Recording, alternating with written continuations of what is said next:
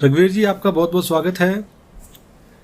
मेरे व्यूवर्स को मैं बता दूं कि मेरे फ्रेंड्स हैं मेरे साथ आज वीडियो कॉल्स पे। रघुवीर सिंह जी राजपूत मुंबई से।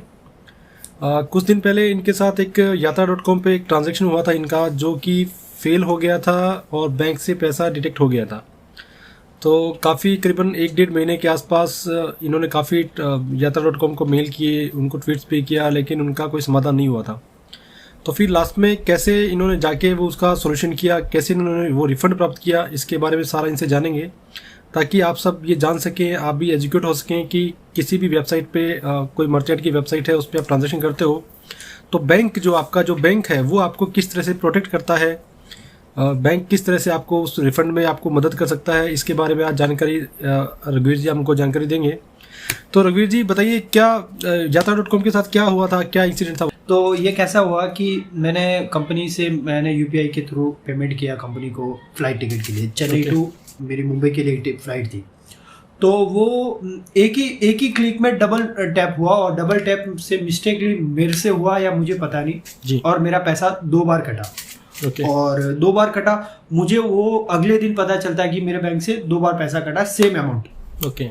तो फिर मैंने यात्रा को कॉल किया जी। तो यात्रा पे यात्रा को मेल किया, तो यात्रा वाले बताते हैं कि सर हमें तो एक ही पेमेंट रिसीव हुआ है और जिसका हमने आपको उसका प्रोडक्ट आपको दे दिया, आपको उसका टिकट दे दिया उसके बदले में।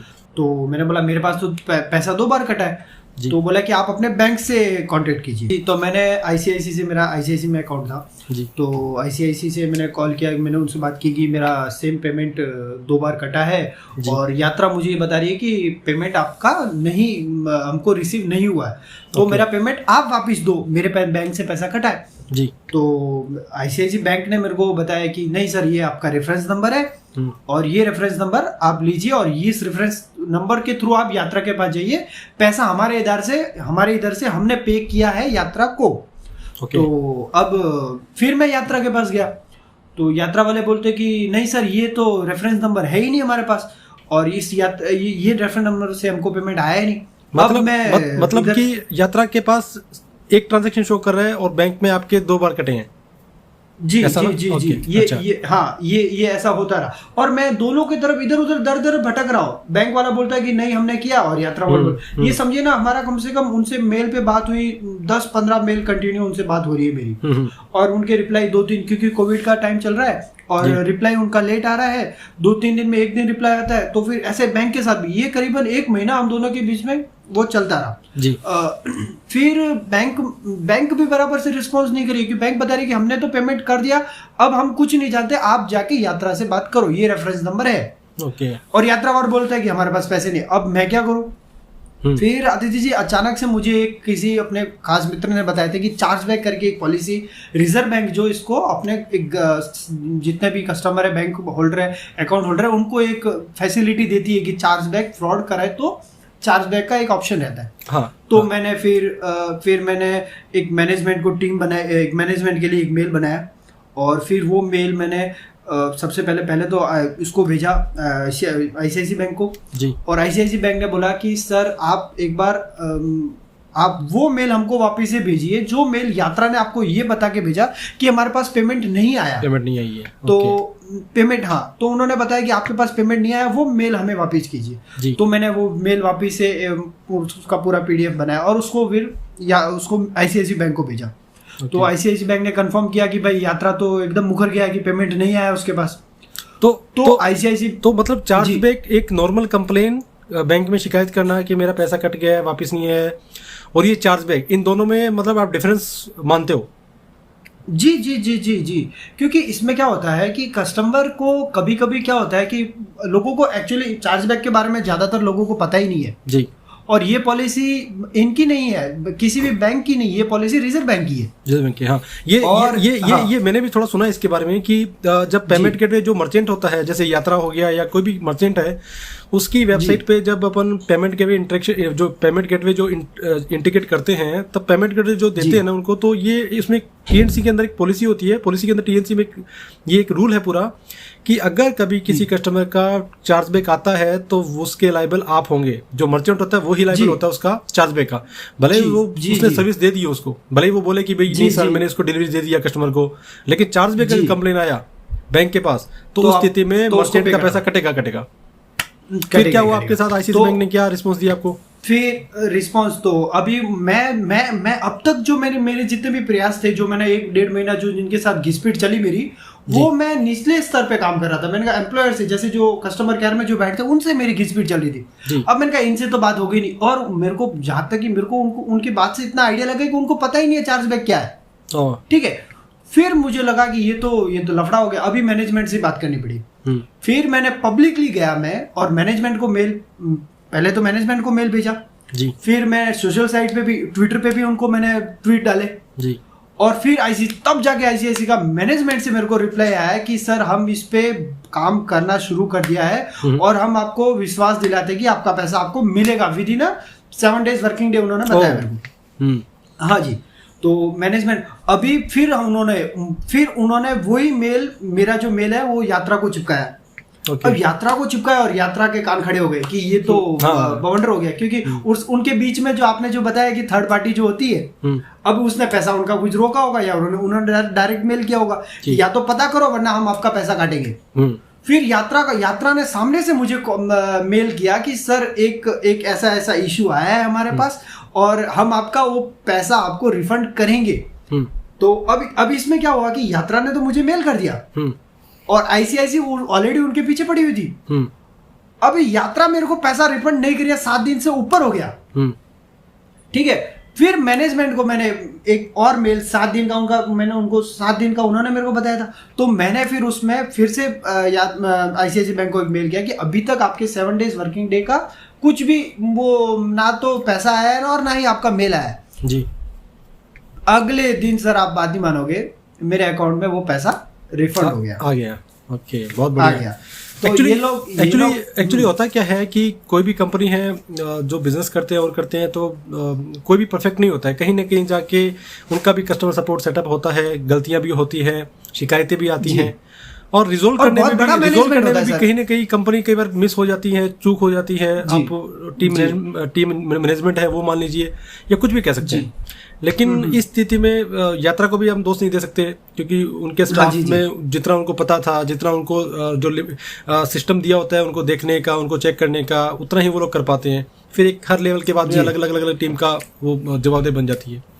तो ये जो चार्जबैक का सिस्टम है, ये बहुत ही अच्छा सिस्टम आपने बताया हमको कि किसी भी मर्चेंट के पास अगर हमारा कोई अमाउंट डिस्प्यूट है, उसकी सर्विस हमको नहीं मिली है, उसने हमको प्रोडक्ट डिलीवर नहीं कराया है, तो उस स्थिति में हम अपने बैंक को ये बोल सकते हैं कि आप चार्जबैक फाइल करो। सही ना जी?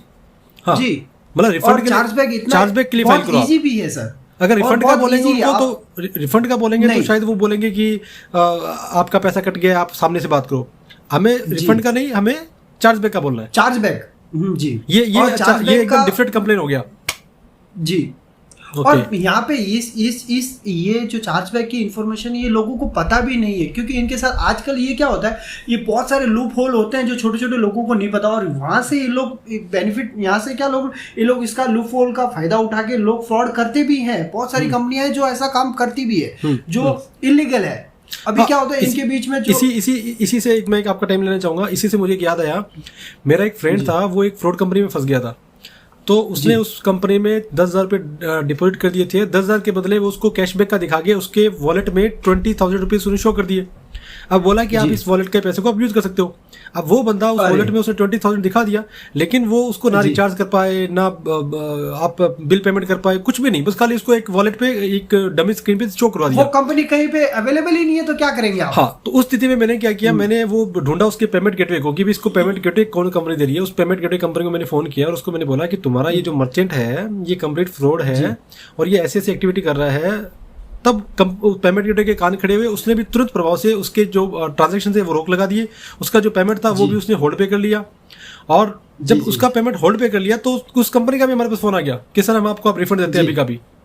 तो ऐसा है कि काफी बार हमको पता नहीं होता है, जो कहते हैं ना कि ये नॉलेज है वही सब कुछ है। तो अगर नॉलेज है तो वो चीज चुटकी में हो जाती है, नहीं है तो हम उसके लिए भटकते रहते हैं, है ना।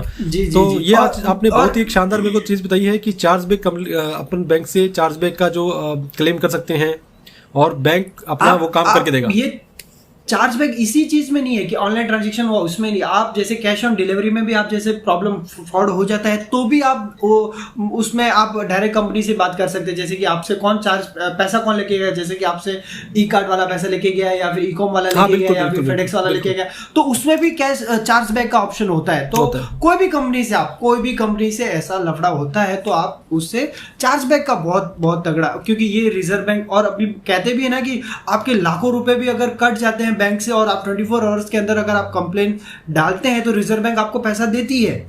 तो इस चीज पे लोग नोटिस करते ही नहीं है, बस गया करके फिर वो रोने लग जाते हैं। बाकी फैसिलिटी ऑनलाइन, और जितना ऑनलाइन लोग उसको डिग्रेड करते हैं उस मैं तो समझता हूँ ऑनलाइन बहुत ज्यादा पावरफुल है। जी जी जी हाँ, तो बहुत ही अच्छी आपने बात बताई है।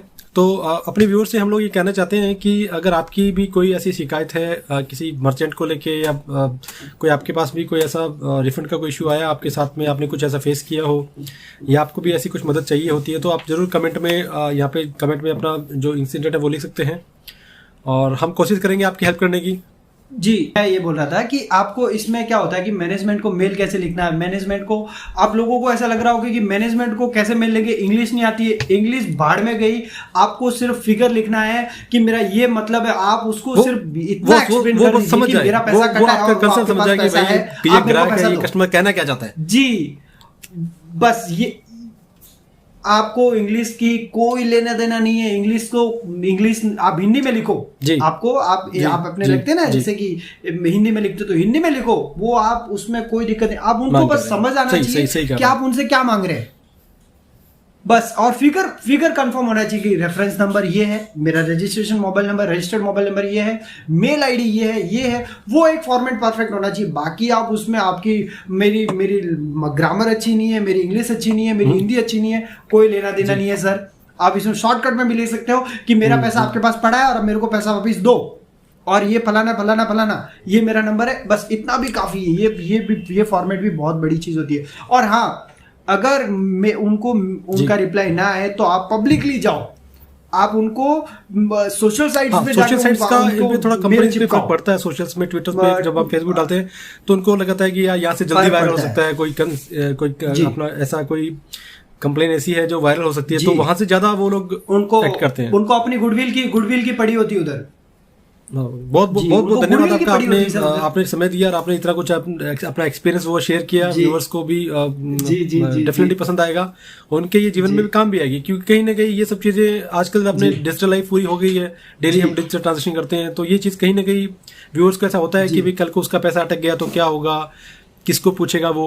और काफी बार वो फुटबॉल भी बन जाता है, बैंक बोलता है कि मर्चेंट को पूछो, मर्चेंट बोलता है कि बैंक को पूछो, तो एक फुटबॉल भी बन जाता है कस्टमर। बहुत बहुत धन्यवाद।